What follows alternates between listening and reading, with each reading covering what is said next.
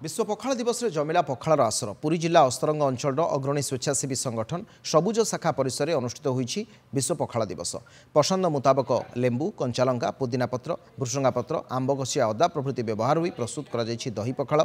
निरामिष बार गुरुवार थिबारु पखाल सांगको विभिन्न प्रकार भजा बैगण भजा कदली भजा कलरा भजा आलू भर्ता विभिन्न प्रकार शाग भजा सहित पांपड़ प्रभृति परस जायछि।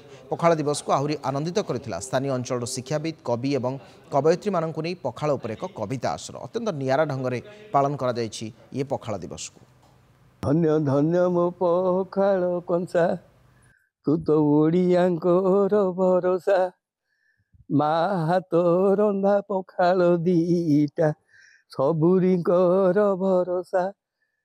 कहबार कथा जे कि ओडिया जातिर से जो पखाल से पखाल आदि नुहे आबहमान काल चली आसुला किंतु जे मार्च 20 तारिख को पखाल दिवस रूपे पालन करने जहाँ मुंडू एक कथा बाहरी मु सर्वाग्रे प्रणाम जनाऊँ। कारण ओडियार शिरा प्रशिरा जो भाव उज्जीवित ताकू से आज लोकलोचन को आनीपारी से सबु बेले धन्यवादर पात्र।